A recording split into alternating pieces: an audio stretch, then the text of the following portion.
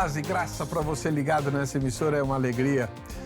Toda sexta-feira estarmos juntos conversando sobre os assuntos que interessam ao Reino de Deus e entrevistando os irmãos e as irmãs em Cristo Jesus que nunca dobraram os joelhos a Baal e que nos ajudam a entender a vida cristã de uma maneira prática, além de profundamente bíblica.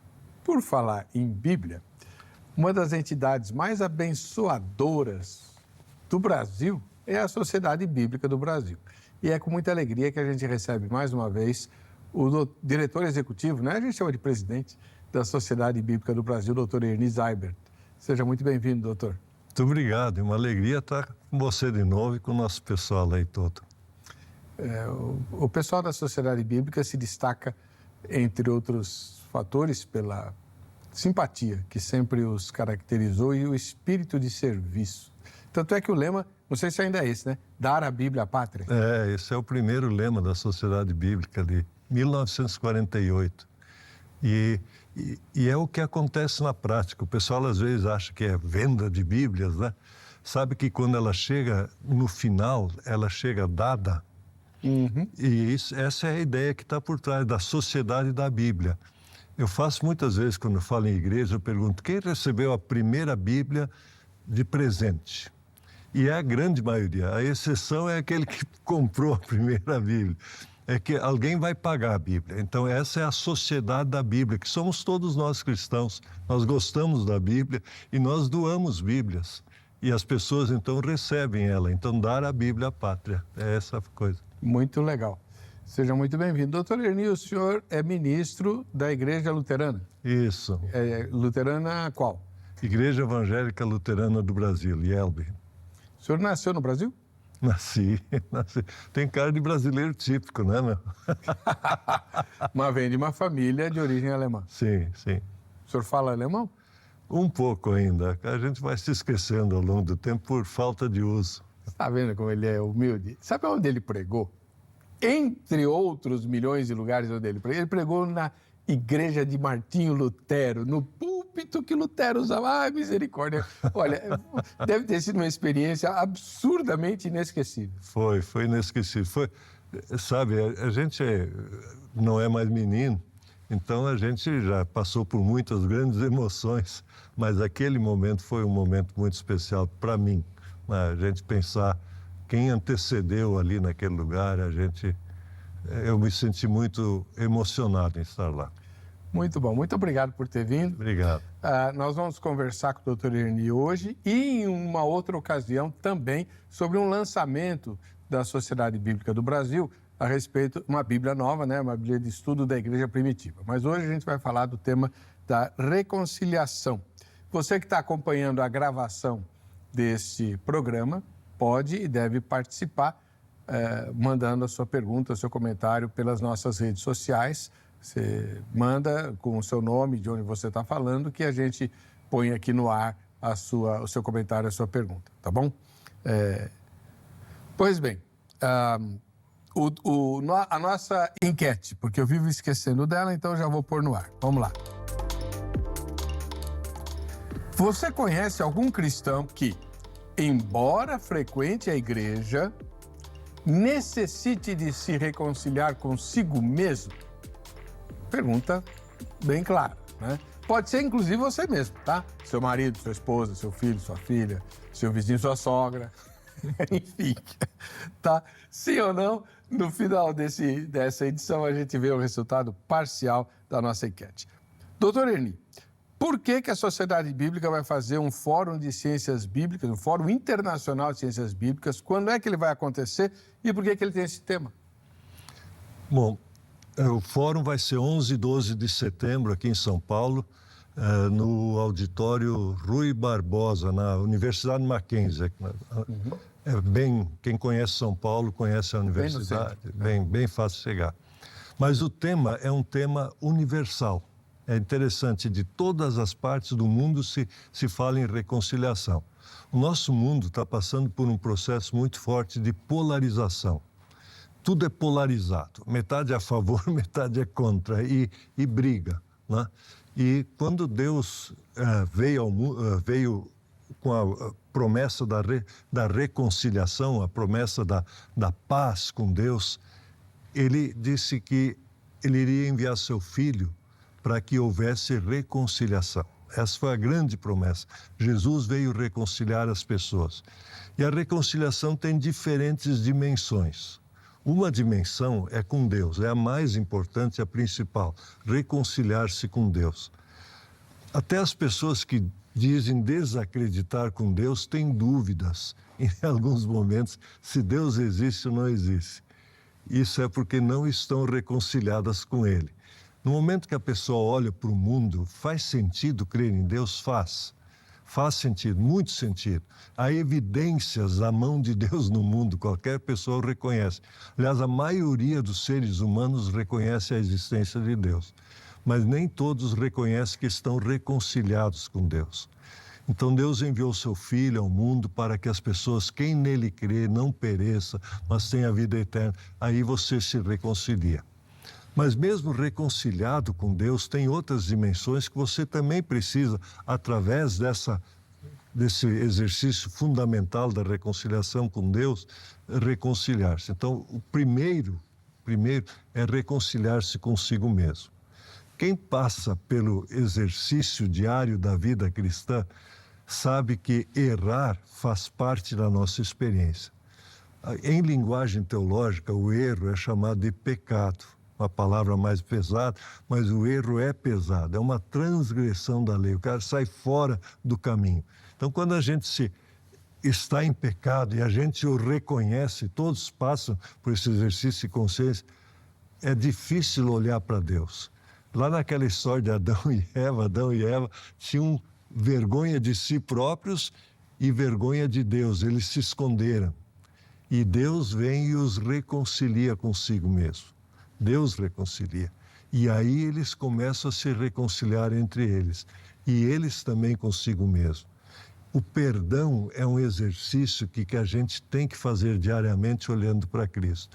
E quando a gente olha para Cristo e a gente se perdoa, é porque a gente pode reconhecer que errou, pode mudar de vida, pode andar no caminho de Deus de novo. Então, essa reconciliação, esse processo de reconciliação consigo mesmo é fundamental na vida cristã.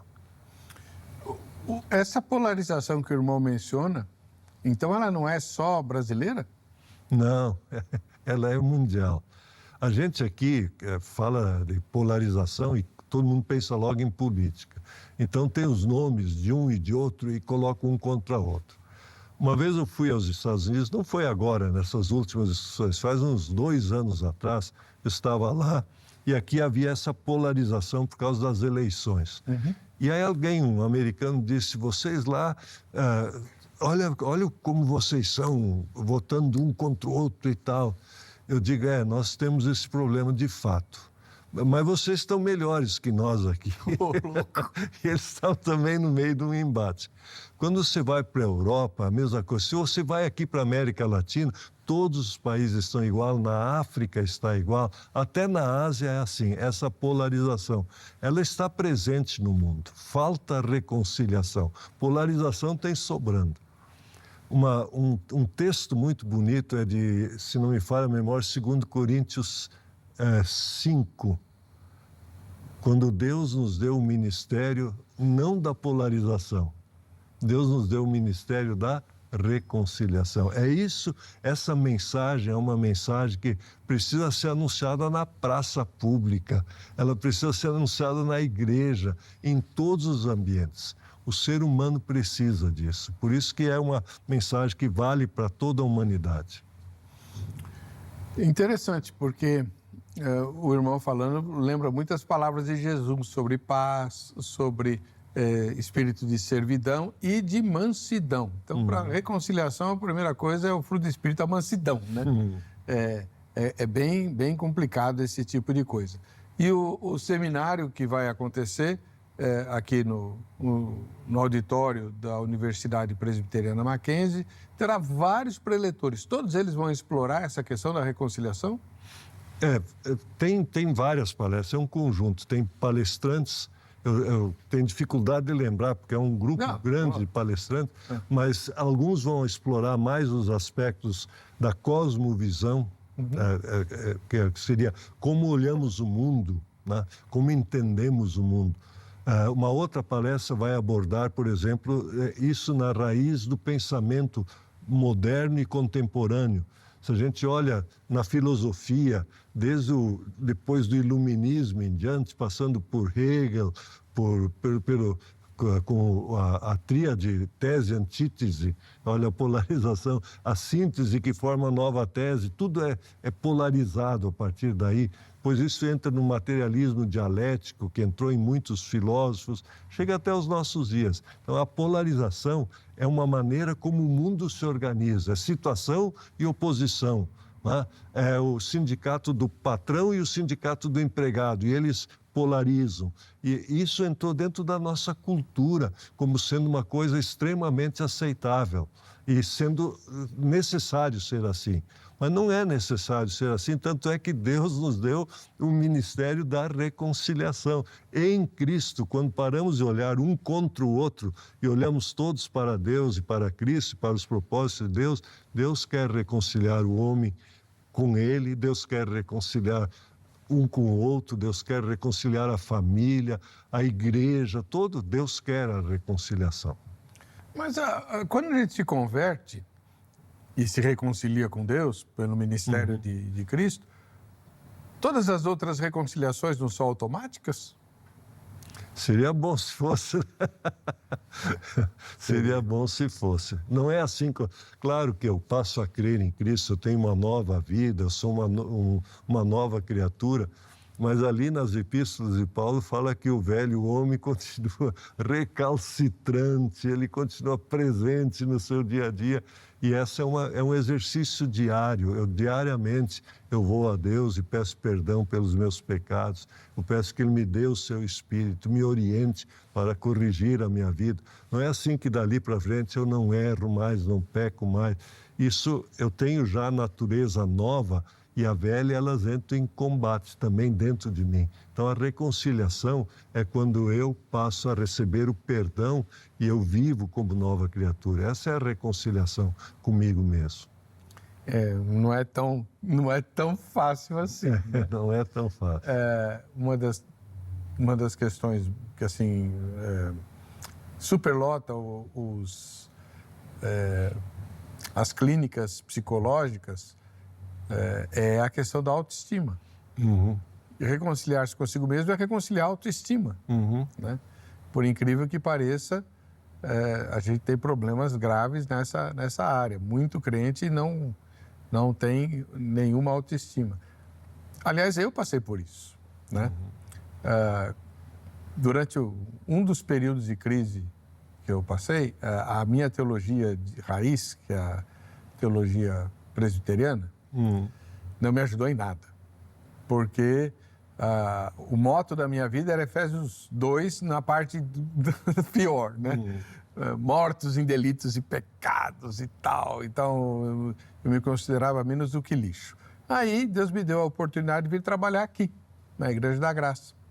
E o primeiro livro que o missionário me deu para trabalhar como teste era um livro do Kenneth Hagin, um livro bem grandão, que, aliás, nem tem mais, e que resgata de uma maneira muito preciosa o valor que a gente tem como alma diante de Deus, a ponto de Jesus ter se sacrificado. Então, eu não sou lixo, coisa nenhuma, né? Então, foi muito importante para mim esse resgate do valor diante de Deus, né? Porque uma das estratégias do diabo é nos menosprezar para que a gente não faça nada pelo Senhor. A reconciliação não traz apenas paz para a pessoa, ela a torna útil no reino.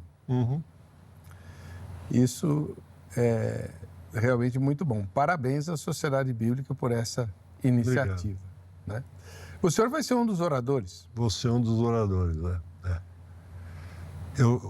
Justamente a minha palestra, ela vem dentro desse aspecto que eu mencionei há pouco, dessa raiz dentro da filosofia para chegar no que a teologia diz. E é interessante, não é um humanismo, né? É baseado na graça de Deus, em Cristo, né? Não é uma forma assim de encher. E o ser humano, ele, quando começa sem Deus a querer ser alguém, ele pode até se achar o tal, mas ele lá no fundo ele sabe que não é. E aí quando ele olha o que Deus fez por ele e como Deus o valoriza, muda a perspectiva. Eu digo, a fé muda a perspectiva da vida da gente, uma perspectiva que nenhuma pessoa tem de ir além da morte. Ele dá uma perspectiva eterna. Eu vou viver eternamente com Deus. Olha que valor que Deus dá ao ser humano. O maior de todos, né? É o maior valor de todos. Agora, vou aproveitar a sua vasta experiência como teólogo, doutor Hernier, doutor em teologia, e como pastor e cristão, né? Para tratar de uma das questões mais difíceis da vida cristã, que é o perdão. O irmão já mencionou, né, na sua fala inicial, o perdão é uma coisa crucial. Por que ele é tão difícil? Eu tenho a impressão que aí o ser humano é orgulhoso. Para eu pedir perdão, eu tenho que reconhecer que eu errei. E é tão difícil. Mas eu só consigo reconhecer que eu errei se eu tenho a certeza que eu vou ser perdoado. Mas aí não vale.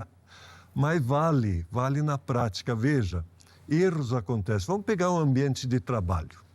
Ambiente de trabalho é um ambiente estruturado, tem hierarquia, tem o coordenador, o supervisor, o chefe. Então, todo ele é estruturado.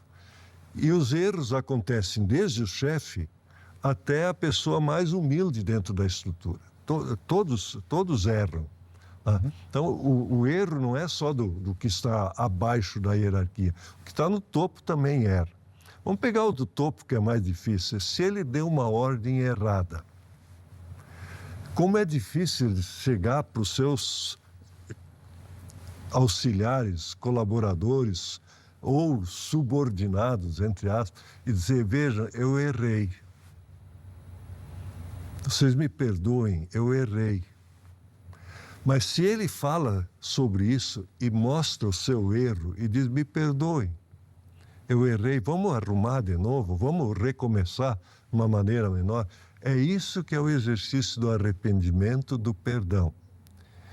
Mas se o subordinado diz que errou, e ele diz, o chefe diz para ele, se você errar, você vai para a rua. Ele vai reconhecer o erro?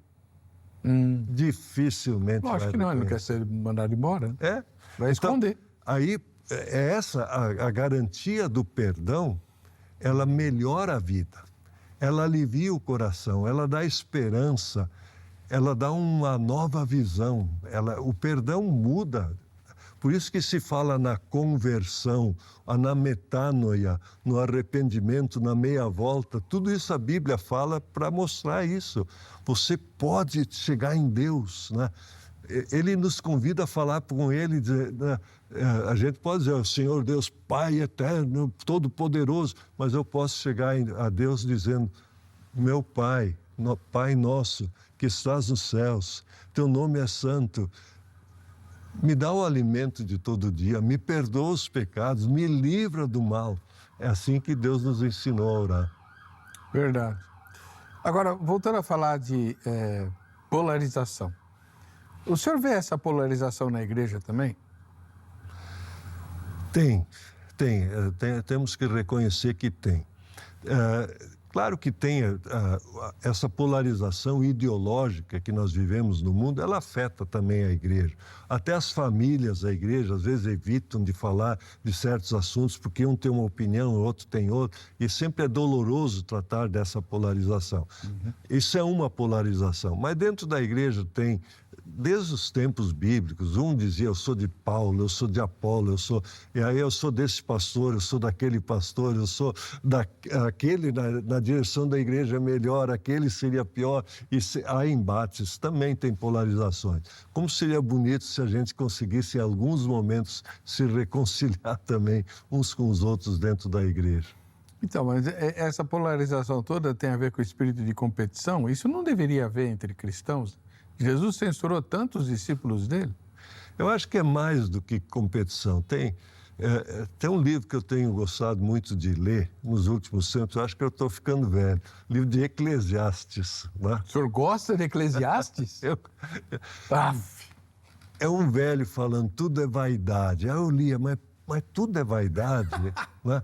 Tudo é vaidade, vaidade ou ilusão, que seria uma outra forma de... Tudo é ilusão. Olha quanta ilusão a gente tem no mundo. Isso, faça, é ilusão. Mas tem uma coisa lá no livro de Eclesiastes que não é ilusão. Qual é a coisa que não é ilusão? Não é ilusão quando se olha para Deus e quando se confia em Deus. Então, ali que está o ponto. E a nossa vida, tudo que a gente faz, é ilusão. Por exemplo, por mais famoso que eu seja, se eu saio aqui numa avenida de São Paulo e um carro me atropela e o pessoal tem que me juntar, ninguém sabe quem eu sou.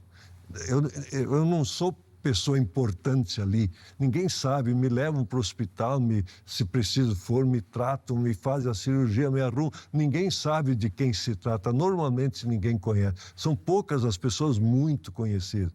Então, tudo isso também é ilusão. Mas qual é o valor que Deus me dá? Aí não é ilusão. Aí é Deus que diz que não é ilusão e Deus promete aquilo que diz. Então, eu acho que orgulho está presente também nessa coisa da vida e isso faz com que a polarização exista. Eu sei mais que você, ou você sabe mais do que eu sou mais do que você. Tudo isso é ilusão. Deus nos ensina isso. Eclesiastes, essa me surpreendeu. O senhor é um forte entusiasta da nova tradução na linguagem de hoje, né? Isso. Uma vez eu participei de um culto lá na Sociedade Bíblica, eu estava visitando lá o local, aliás, ainda é possível visitar a oficina, Sim, é possível visitar. Eu exorto você, meu irmão, minha irmã, a pegar um grupo de jovens da sua igreja, ou mesmo de homens e mulheres, e fazer uma visita agendada, é lógico, né? Para a Sociedade Bíblica, saber como é que a Bíblia é produzida. E eu estava lá numa dessas ocasiões e teve um culto lá, onde os funcionários param um pouquinho de trabalhar para fazer o culto. E foi o doutor Ernie que pregou, né? E ele estava com aquelas biblinhas bem pequenininhas, sabe? E leu o texto. Leu nada. Ele recitou de cor, porque ele estava sem óculos, né? Não duvido que o senhor enxergava aquela letra lá.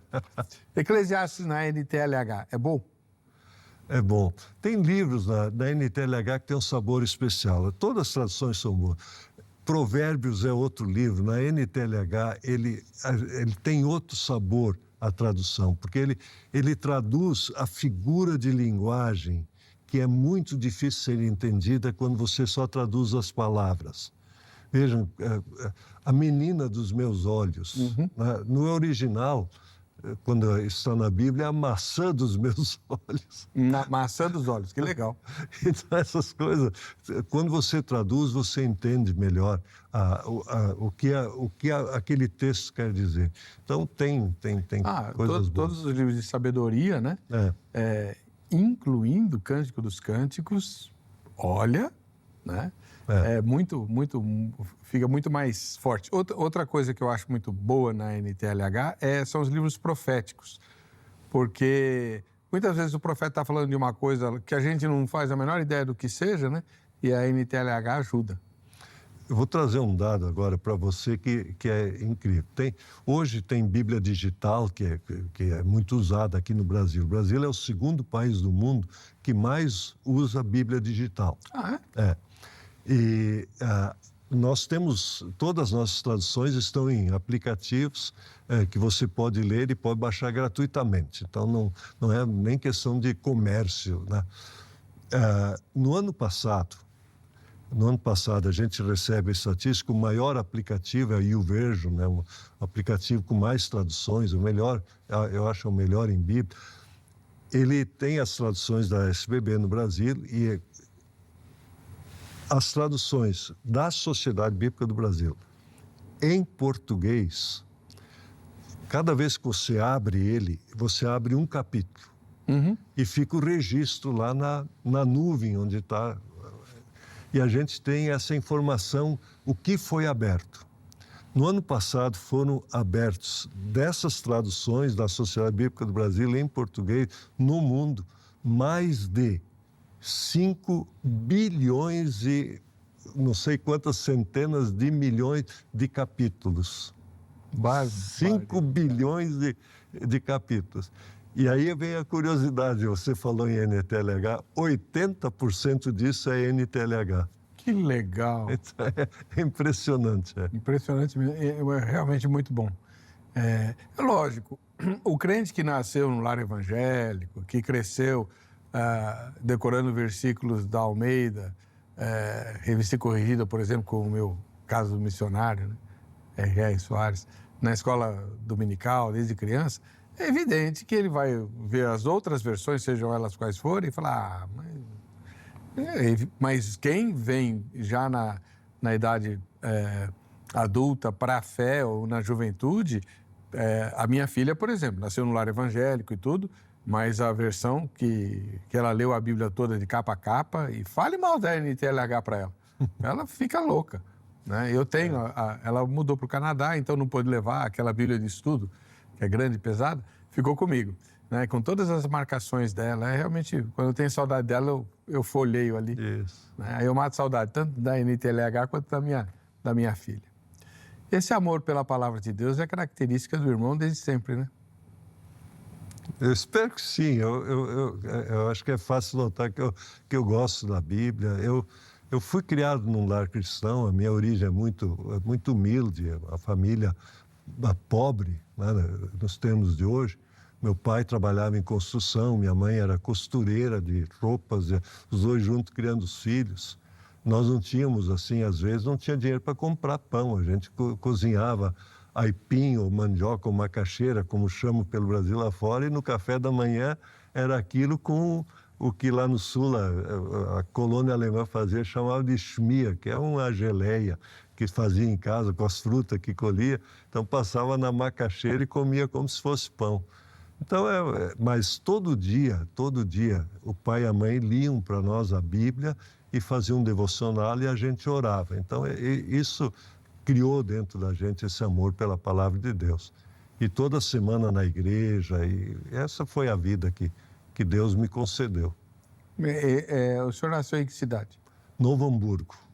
É Rio Grande do Sul, né? Rio Grande do Sul, Eu me lembro de um testemunho que o senhor deu, não lembro aonde, né? Porque a gente já andou por aí. De estar visitando os pais já adulto, casado, e eu ouvi um barulho às 5 horas da manhã e o seu irmão falou, é o pai fazendo a devoção dele. Eu achei lindo isso, lindo. Um senhor já de certa idade, às 5 horas da manhã, fazendo a devocional dele em voz alta, né? Muito provavelmente em alemão, né? Ali já era em português. Eu dei a Bíblia, tinha dado a Bíblia na letra gigante, a primeira que saiu no Brasil aqui, que nós imprimimos, e ele já tinha dificuldade de leitura, aí eu dei uma Bíblia daquelas, era em português já, né? Que legal, muito bom. Bem, o nosso assunto é reconciliação. Doutor Erni, o senhor se lembra quando foi que o senhor se reconciliou com Deus?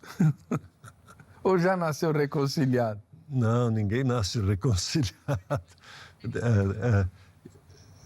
Eu acredito que o batismo é um ato de Deus. Tá? Na verdade, não é eu que me batizo. No batismo eu recebo alguma coisa de Deus. E Deus me concedeu isso no meu batismo.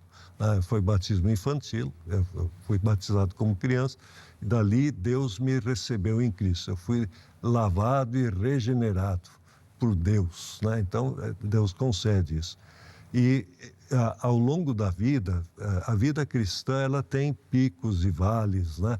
Então, por isso que esse exercício do arrependimento é diário. Mas a graça de Deus me acompanhou. Eu estudei numa escola cristã, que era uma escola da igreja, uma pequena escola. Os membros da igreja pagavam o casal, que eram os professores. Eu tive ali todo dia, eu ouvia uma história bíblica na minha escola primária. Então, foi uma bênção. Então, eu passei a vida com isso. Não é que eu fui um alienado do mundo. trabalhei em várias outras coisas. Eu trabalhei no comércio, trabalhei em construção, paguei boa parte dos meus estudos sendo servente de pedreiro. Então, tudo isso a vida acompanha. E as tentações da vida, até na idade que eu estou, a vida também tem suas tentações. E a gente precisa diariamente da força que Deus dá. E Ele nos dá isso na sua palavra. Então, buscando na palavra, Deus nos acompanha com seu Espírito e nos conduz com segurança. Olha, daqui a pouquinho a gente vai voltar à questão da reconciliação e tratar de questões assim um tiquinho mais pesadas, né? Tiquinho é bem mineiro, né? Um pouco mais pesadas. Por exemplo, como é que se dá a dinâmica num lar, numa família, onde há desavença séria e em termos práticos, né? Porque eu sei, todo crente vai responder, não, a gente tem que orar. É verdade. Eu levantei hoje às 5h30 da manhã e fui para o culto em jejum, culto de oração. Né? Mas só isso? O que mais? Né? Porque se você só ora, você só delega para Deus tudo que Ele tem que fazer. Né? E já a gente vai tratar disso. Antes de sair para o intervalo, nosso lembrete de sempre. Por que você não se aproxima da AGRADE, Academia Teológica da Graça de Deus? Venha saber como é que está o curso novo, se informe. Mas eu já fiz a AGRADE uma vez. Volte a entrar em contato, tem coisa muito nova, muito boa mesmo, vai te surpreender. Inclusive porque você não precisa frequentar o curso presencialmente. O curso é à distância, plataforma EAD, tá? Então liga durante a semana, no horário comercial, para 3115-0819 em São Paulo, ou entra no site agrade.com.br, você também vai ter todas as informações. E se você fizer pela internet, o primeiro contato, passa pelo site da HIT TV, né? E lá você vai ter condição de avaliar o nosso trabalho, inclusive de fazer críticas e sugestões, tá bom? A gente se vê daqui a pouquinho, inclusive com a sua foto aqui no Vejam Só.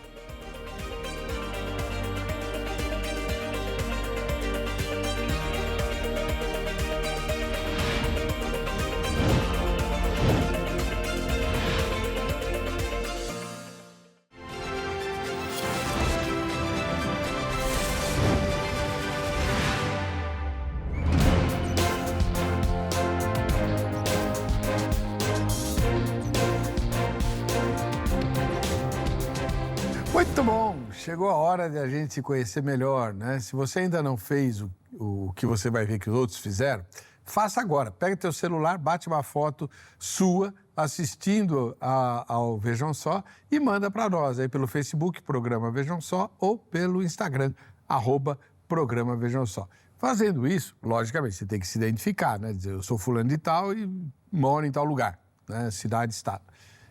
Você concorre aos brindes que a gente sorteia aqui, né? E se você quiser conhecer outros brindes e até adquiri-los para você, todos eles vêm do Shopping do Povo, o shopping de quem sabe comprar. Você está na Igreja Internacional da Graça de Deus, sede de São Paulo, na Avenida São João. Você atravessa a Avenida São João, bem em frente, você tem o Shopping do Povo aí com a dona Eliana, prontinhos para receber você com um monte de artigos, incluindo as Bíblias da Sociedade Bíblica do Brasil, todas as versões aí que existem, né? A Sociedade Bíblica é a mais antiga, né, aqui no país, então ela tem a tradução brasileira, que até o Rui Barbosa trabalhou nela, então quem gosta de tradução literal, aquela coisa, é a tradução brasileira. Tem a Almeida Revista e Corrigida, com várias nuances, né? Tem a... Não sei por que vocês chamam de DO. É porque ela é mais antiga. Ela era oficial. Então tá, DO, o O de oficial. Tá. Que acho que a congregação usa só essa até hoje. Ela é do final do século XIX, 1890, algo assim, o português daquela época. Acho que a Deus é Amor e a congregação usam essa. Está havendo mudanças já hoje. Pois é, até dissidência. Bom, isso é outro assunto. Então, você tem a tradução brasileira, tem a Almeida Revista e Corrigida, tem a revista atualizada, tem a Nova Almeida atualizada, que é a minha predileta, tem a NTLH, que nós mencionamos aqui, né? Em todos os tipos de formato, de capas, e você vai ver num próximo programa a última Bíblia de Estudo que a Sociedade Bíblica lançou, é uma Bíblia de Estudo sobre a Igreja Primitiva, a Bíblia da Igreja Primitiva, é uma maravilha, você também encontra lá no Shopping do Povo, tá bom? Vamos lá, vamos ver as fotos. Hoje nós temos uma foto que vem de Vilhena, em Rondônia, a Cleonice Miranda. Nunca estive em Rondônia, um dia eu quero estar lá. Ô, Cleo, muito obrigado pela sua audiência, né? E bateu a foto, só não disse quem foi que bateu a foto, né, Cleozinha? Quem bateu essa foto bonita aí? Bonita por tua causa, não por causa do sujeito que está na TV, né? Mas Deus te abençoe. Em Louro de Ji-Paraná, também de Rondônia, Louro de Ji-Paraná, olha o lugar. Nós temos o Osmar Ribeiro, nosso telespectador, tá lá. Valeu, Osmar. Obrigado aí por ter me escolhido para a foto também, viu? Deus te abençoe. E em Alagoinhas, na Bahia, a Irailza é nossa telespectadora. Tá aí essa jovem, né, assistindo aí ao programa. Maravilha. Deus abençoe você, Irailza. Muito bem. Reverendo Ernie, falando de um assunto um pouco mais difícil, uma das questões mais complicadas que a gente enfrenta desde sempre, mas nos últimos tempos tem se tornado muito aguda, inclusive na igreja, né, são as famílias da igreja com conflitos grandes, muito grandes. Para você ter uma ideia, né, você telespectador, infelizmente, no estado de São Paulo, não sei se é o estado ou a cidade, mas tanto faz, a maioria esmagadora dos acusados e processados por violência doméstica são evangélicos. Evangélicos. Não estou falando cristãos, estou falando de evangélicos. Violência doméstica, então, essa estatística vem da Delegacia da Mulher. É coisa que passou de uma mera discussão. Foi às vias de fato e gerou processo. E os números são aos milhares. Doutor Ernie, o que a gente faz? Morre de vergonha? Dá vergonha, sim, dá vergonha. Mas o outro, eu não quero dizer que não é um dado importante. Sabe, a nossa cultura é uma cultura de violência. Antes nós falamos isso de ter tanta situação e oposição, né? Então, às vezes até dentro da casa, né? Isso entra, essa cultura é colocada.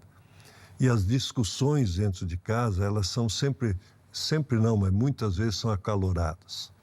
E as pessoas aí são influenciadas pelo mundo. Então, por exemplo, quando eu digo, isso eu não admito. Né?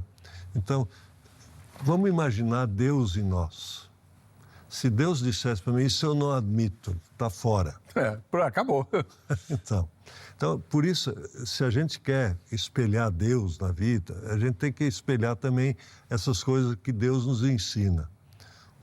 Embora seja errado, como é que Deus nos trata? Ele nos trata como pai. Ele chama a nossa atenção e ele diz, te arrepende. Mas dentro da discussão da casa, marido e mulher, por exemplo, na discussão do casal, casais se desentendem, isso é normal. No entanto, como se soluciona isso? A nossa cultura diz, olha, se não dá, separa. Se não dá, polariza e cada um vai para o seu lado. Até entre os cristãos é melhor separar do que viver brigando. Isso é a cultura que diz. Se a gente volta para Jesus, ele diz, é melhor se acertar. Quando Adão e Eva brigaram, se Deus dissesse, é melhor, deu ruim, vou terminar com isso. Não, deu ruim, vamos perdoar. Vamos voltar a viver corretamente. Eu acho que essa mensagem para as famílias é muito boa. Dá para perdoar? Dá. Veja, vamos para a vida real. As pessoas se separam. E aí estão lá sozinhas, elas procuram se acertar, procuram um novo relacionamento, sem entrar em nenhuma discussão teológica. Elas olham dali para frente. A outra pessoa provavelmente também já foi separada, ou teve lá só. Eles dizem, não, mas... né? Agora é diferente. Agora é diferente. Se dá para dizer agora é diferente com aquela pessoa, não daria para dizer agora é diferente. Vamos mudar isso na nossa casa agora, vamos ser diferentes, vamos colocar esse ingrediente importante da vida cristã, o perdão na nossa casa. É possível, é possível. É possível porque também existem centenas de milhares ou de milhões de casais que enfrentaram todas as agruras e chegam ao fim da vida juntos. Então, é possível? É possível. Mas por que não é possível na vida prática quando dois se separam? E olha, aí eu acho que o Eclesiastes, ele lembra. A pessoa diz, não, isso aqui eu não quero. Tem uma palavra de Eclesiastes que lá o cara diz assim, o rei fez um bom governo, ele alcançou, a economia foi bem, muitas propriedades e tal. E aí o rei velho diz assim, pois daqui a pouco eu me vou e vai vir um outro rei que não fez nada por isso e aí ele vai gastar tudo isso sem ter passado tudo que eu passei. E a pessoa fica se doendo de passar o bastão adiante. Por quê? E aí o autor diz, isso é vaidade, isso é ilusão. Então, na nossa vida também, perdoar, o bálsamo do perdão é colocar a borracha, que é o sangue de Jesus, que elimina todo o pecado, e dizer, é possível viver uma nova vida? É. E esse exercício é diário. Na vida em casal, para ser bem prático de novo, o que faz? Pega uma Bíblia, e não sozinho, mas junto com a tua companheira, ou a companheira com o seu companheiro, o casal, se reconcilia, lê junto, e os dois se aproximam de Deus e pedem o perdão. Eu acho que esse é o caminho, e a gente aí tem que dizer, puxa, mas eu não aguento isso, o meu orgulho não deixa, mas aí o problema está em mim, e o problema sempre está em nós. Eu não consigo fazer o outro se arrepender, mas eu consigo eu mesmo tratar isso comigo. Começa com um e vai ver como muda a vida dos dois. Eu acho que é um processo. Isso torna a vida melhor. Isso torna toda a vida melhor, porque você passa a ter o exercício da vida diária, é um exercício de olhar como deveria ser, pedir o perdão e recomeçar num outro patamar. E quando você descobre, isso é diário e vai nos acompanhar. Mas a vida se torna tão bonita e tão boa quando a gente faz isso. Maravilha. Entre o casal, tudo bem, mas e agora a gente vai aprofundar um pouco mais a questão. Vivemos dias muito complicados com os filhos, porque a nossa sociedade, ela promove eu vou falar como velho, tá? Um entendimento de que aqueles que nasceram no século XX são completamente inaptos e ineptos para o século XXI. A geração que domina o mundo digital nos olha com muito desprezo, porque temos dificuldade com, por exemplo, a tecnologia, né? E aquilo que a Bíblia valorizou a vida inteira, que é a sabedoria e a experiência do idoso, para a nova geração não tem valor nenhum, porque o mundo é completamente diferente. Então, o conhecimento, a sabedoria e a experiência do idoso são absolutamente inúteis no século XXI. Como é que o senhor vê isso? A gente vive num tempo diferente, isso é verdade, vive num tempo diferente. Por exemplo, hoje tem inteligência artificial. A inteligência artificial, e aí tem vários aplicativos de inteligência artificial, tem uns exercícios que às vezes é legal fazer. Eu ponho lá o que o Ernie ensina sobre igreja, pus num desses aplicativos.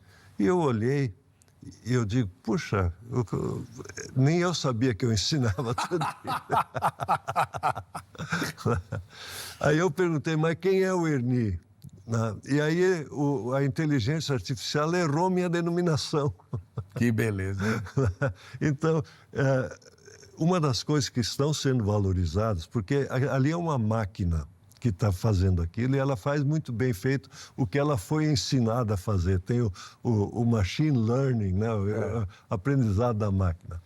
Mas tem coisas que hoje, no mundo da inteligência artificial, estão procurando velhos, porque eles têm conhecimento acumulado que nem máquina tem. E eles podem fazer a crítica do que saiu ali, porque às vezes sai cada coisa horrível e o jovem não tem essa experiência acumulada. Vejam como é bonito. O jovem que gosta mais da inteligência artificial e faz o trabalho da escola na inteligência artificial e aí não se esforça em estudar, mas o velho sabe fazer a crítica. Eu sempre acho que Deus faz as coisas bem feitas. Numa sociedade equilibrada, tem criança, tem jovem, tem adulto e tem velhos. E eles devem se dialogar. Deve. Cada um tem sua característica. Né? Velhos têm uma característica, adultos têm outra característica, jovens, crianças. Mas se a gente olha, eu também sou velho, né? Eu tenho netas, e eu olho as netas. Uma vez eu estava assim meio decepcionado com a vida, e as minhas netas brincando pela situação do mundo, dessa briga toda, essa polarização que vai ser de nós. E eu olhei para as minhas netas brincando, disse que elas vão se criar, elas vão crescer e elas não estão nem aí para todos esses problemas. E elas vão chegar à idade adulta e vão enfrentar isso tudo. Eu tive uma outra experiência de vida que um dia eu estava num voo de avião e o piloto disse, os comissários vão preparar vocês para o impacto no solo que nós estamos com um problema mecânico. Ai, credo! Foi uma choradeira no avião. Eu falei com algumas pessoas, depois eu disse, deixa eu me sentar ali, né? Passou um filme da minha vida, eu orei para Deus, eu tinha os filhos ainda, adolescentes e crianças, aí eu pensei, Deus vai cuidar dessas crianças aqui, as crianças vão se criando e tal. Eu fiquei com dó de me separar da minha esposa, que graças a Deus está comigo até hoje. Mas aquilo me doía o coração, eu ficava com dó dela. Não que ela precise de mim, né? Mas eu acho que a gente tem uma união muito especial. Mas eu olhei tudo aquilo e aí eu disse, bom, Deus, me entrego em tuas mãos. E aí eu fiquei olhando, estava na janelinha. Ele foi até um aeroporto, soltou a querosene e eu disse, tomara que ele não solte tudo para cair antes da pista. Chegou na pista, estavam ambulâncias e bombeiros. Disseram, abandona tudo e quando o avião parar, vocês correm para fora, se der certo. E aí... Se der certo. Aí desceu a roda traseira, e aí o piloto, evacuação, cancelado, tal, tá tudo bem. Aí parou no fim da pista, um ônibus nos buscou e levou. Não aconteceu nada. Mas foi uma lição de vida, que você tem que estar disponível a se entregar nas mãos de Deus. Como é duro isso, a gente acha que é importante, que faz falta, né? Mas Deus tem o domínio de tudo. E essa confiança que Deus nos dá quando nos entregamos na mão de Deus para viver a vida com toda a intensidade, mas sabendo que estamos nas mãos de Deus, isso ajuda muito. Glória a Deus, que testemunho. Doutor Ernie, vamos falar, que está terminando o programa, no Fórum Internacional de Ciências Bíblicas. Ele vai ser quando e onde? 11 e 12 de setembro, aqui em São Paulo, na Universidade Mackenzie, no auditório oficial, Rui Barbosa, e vai ter uma presença que vai ser marcante. Tem sociedades bíblicas de língua portuguesa, tem 7 no mundo. Brasil e Portugal, evidente. As outras todas na África. Cabo Verde, Guiné-Bissau, Angola, São Tomé e Príncipe, Moçambique. Os secretários executivos de todos eles vão estar lá. Que legal. E a Beatriz, que é a secretária-geral da Sociedade Bíblica de Angola, vai falar sobre o trabalho lá, como é que trabalha com línguas diferentes, línguas nativas. Então vai ser uma outra coisa. Quem quiser conversar com um desses secretários de língua portuguesa na África, vai ter a oportunidade de fazer isso. Maravilha. Uma das coisas que eu aprendi semana passada, domingo, conversando com uma irmã lá da comunidade Manancial em Bragança, onde eu estou, ela está indo para Guiné-Bissau. Ela falou, o objeto de mestrado dela é Guiné-Bissau, que o fator que une as diversas etnias de Guiné-Bissau é a língua. Isso. É o português. Né? Esse é um crioulo lá que eles falam em casa e tal, mas quando falam com as distintas etnias lá, o português ajuda. Quem quiser mais informação, entre no site da SBB? Site da SBB, sbb.org.br. Tá fácil. É SBB mesmo, né? Isso. Tá. .org.br. Maravilha. Vamos ver como é que ficou a nossa enquete? Você conhece algum cristão que, embora frequente a igreja, necessite de se reconciliar consigo mesmo? 94% dizem que sim.